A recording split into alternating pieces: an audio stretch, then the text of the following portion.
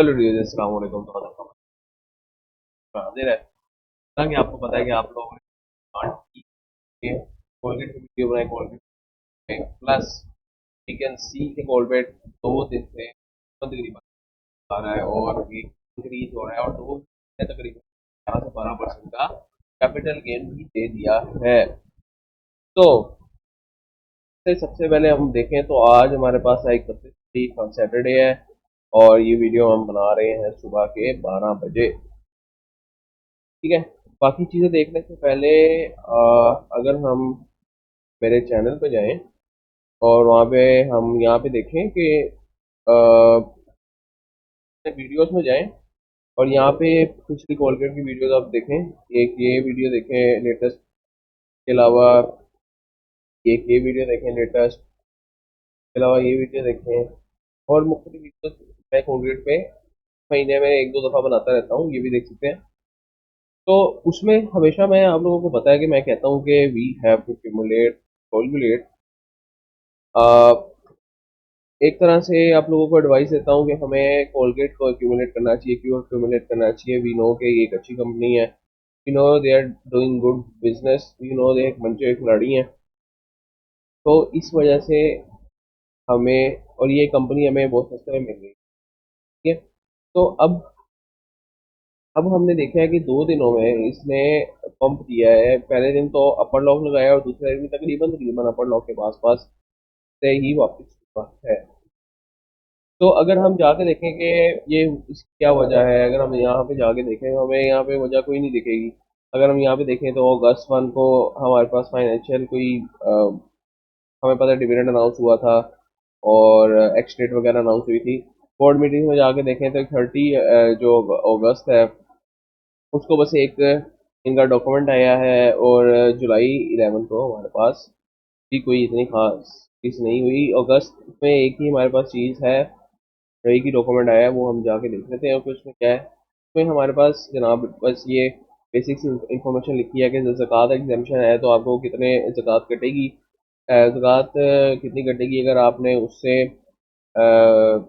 उससे exemption claim करनी है तो आपको वो क्या प्रोसीजर है। इसके अलावा यहाँ पे बताया हुआ है कि टैक्स कितना है डिविडेंड्स पे। तो ये मतलब बेसिक बेसिक एक इन्फॉर्मेशन टाइप दी हुई है। इसमें इसमें इतनी कोई खास बात नहीं है कि जिसकी वजह से ये स्टॉक इतना पंप हुए। ठीक है। दूसरी बात ये है कि जहाँ तक हमें मुझे लगता है कि ये पंप होने की वजह हो सकता है पॉसिबली कि ये मंथ एंड है और वीकेंड था, तो इस वजह से हो सकता है मोस्ट प्रोबेबली ये 2 दिन ने ये पंप दिया। कि दूसरी एक अहम वजह, अगर हम चार्ट्स में ढूंढने की कोशिश करें ना, तो चार्ट्स में हमें यहाँ पे जाके हम सिंपल आर एस आई लगा लें तो हम यहाँ पे देख सकते हैं कि वी नो के ये स्टॉक एक डाउन ट्रेंड में था। और हम देखें अगर ये स्टॉक डाउन ट्रेंड में था तो हमारे पास आर एस आई भी डाउन ट्रेंड में आ रहा था। बट यहाँ से आर एस आई जो है ना, इसने यहाँ से मूव ली और यहाँ पे ये डाउन ट्रेंड को तोड़ा और ये अप ट्रेंड में जाना शुरू हुआ। ठीक है। यहाँ पे हम देखें तो आर एस आई तकरीबन तकरीबन अप ट्रेंड में ही जा रहा था। ठीक है। अब उसके कंपैरेटिवली अगर हम प्राइसेस को देखें तो प्राइसेस हम और से देखें तो हमारे पास प्राइसेस जो है वो नीचे की आ रही थी। ठीक है। अब ये हमारे पास बियरिश डाइवर्जेंस का उल्टा बनता है, जिसका मतलब हमारे पास ये बनता है कि प्राइसेस अगर नीचे जा रही हो और आर एस आई ऊपर आ रहा हो तो इसका मतलब ये बुलिश डाइवर्जेंस बनती है। ठीक है। मैं अगेन रिपीट करता हूँ कि बन सकती है, नॉट कंफर्म। जो स्टॉक मार्केट में होता है कंफर्मेशन कुछ नहीं होती। हाईली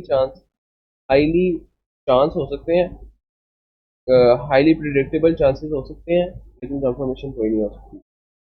ठीक है। तो हमें अपनी दोनों साइड पे सेफ रहना पड़ता है। ठीक है। तो जो अपने रिस्क को मैनेज करता है वही असल खिलाड़ी होता है। ठीक है। अच्छा, अब हमने यहाँ पे देखा कि आर एस आई हमारे पास ऊपर जा रहा है आहिस्ता आहिस्ता, लेकिन पहले डाउन ट्रेंड में आ रहा था। अब R S I Aahista Aahista ऊपर जाना शुरू हो गया है और प्राइसेस भी डाउन ट्रेंड में आ रही थी। लेकिन हाँ, प्राइसेस भी डाउन ट्रेंड में आ रही थी और अब उसने डाउन ट्रेंड कंटिन्यू रखा है, बस हल्का सा यहाँ पे स्पाइक किया है। ठीक है।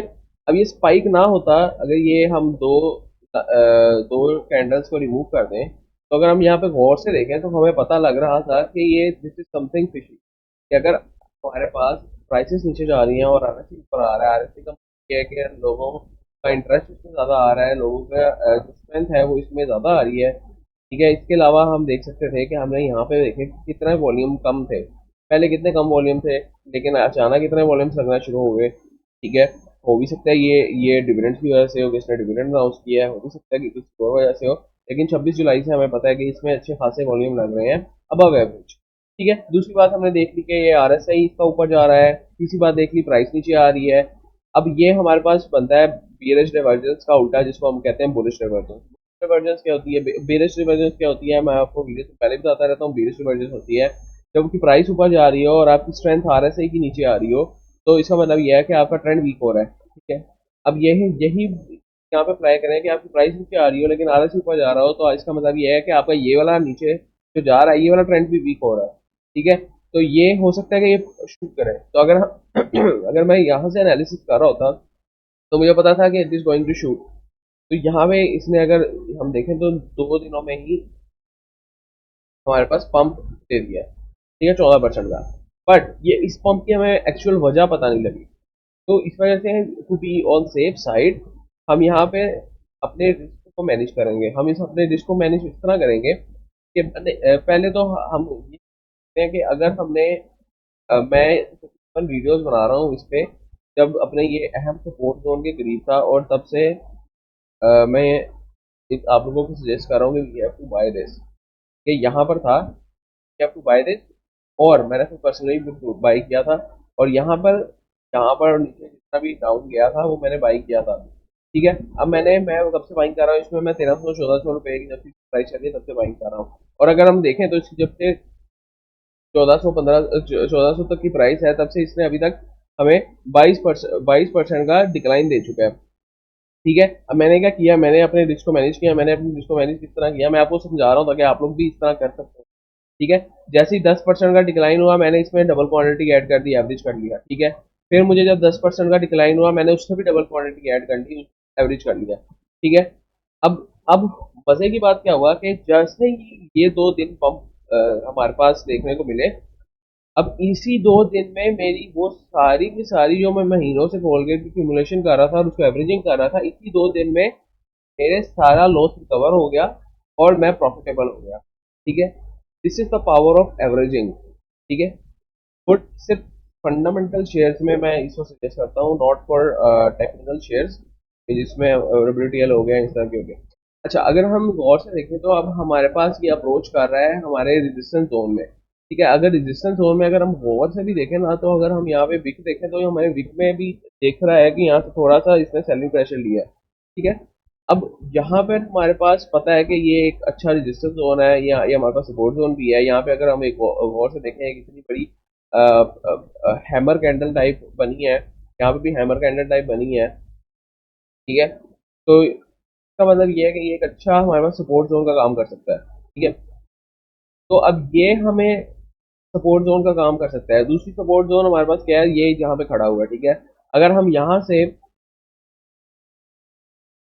अगर हम तो यहाँ से नहीं, जहाँ से ट्रेंड का आगाज हुआ था, यहाँ से अगर हम फिर रिट्रेसमेंट लगाने की कोशिश करें, तो अगर हम और से देखें तो हमारा जो गोल्डन जोन बनता है वो ये बनता है। ठीक है, और यहीं पे आकर उसने सपोर्ट ली है। ठीक है, जिसका मतलब ये है कि ये रेंजेस हैं, ये हमारे लिए बहुत इंपॉर्टेंट रेंजेस है। ठीक है, इसका मतलब हमें क्लियरली पता लग रहा है कि 1090 से लेकर 1370 तक की रेंज जो हमारे पास है, ये बहुत इंपॉर्टेंट रेंज है। और अगर कोलगेट इससे ऊपर गया तो इसका मतलब it is going to shoot, और अगर इससे नीचे आया तो मतलब हमें ये मजीद नीचे देखने को मिल सकता है। अब हमने क्या करना है, हमने अपनी दोनों साइड्स कवर करनी है। ठीक है, ताकि हमें लॉस भी ना हो और हम अपनी प्रॉफिटेबिलिटी को भी मैनेज कर सकें। ठीक है, अब हमारा क्या एम होना चाहिए, हमारा एम होना चाहिए कि वी आर लुकिंग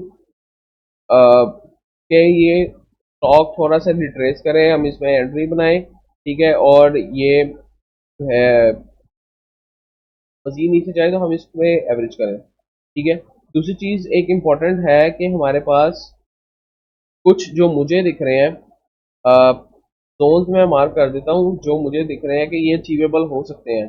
अगर हम यहाँ पे देखें, यहाँ पे हमारे पास एफपीजी बन रहा है, तो अगर गौर से मार्क देखें तो यहाँ पर हमें एफपीजी बन रहा है जिसको मार्केट फुलफिल कर सकती है। ठीक है, उससे पहले मैं आपको एग्जांपल देता हूँ कि मार्केट कैसे एफपीजी को फुल करती है।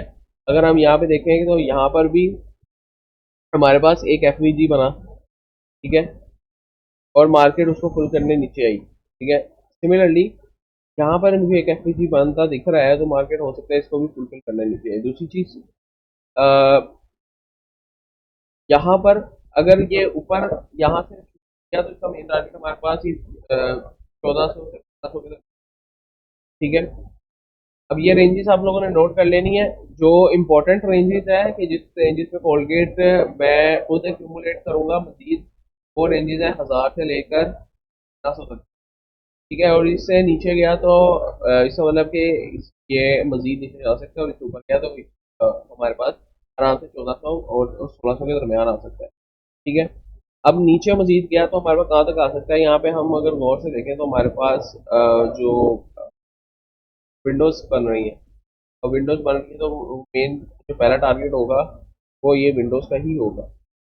अगर नीचे गया तो हमारे पास ये 850 से लेकर 9,000 तक जा सकता है, 850 से 1000 तक के दरमियान। ठीक है, तो ये हमारे पास नीचे का टारगेट बनता है।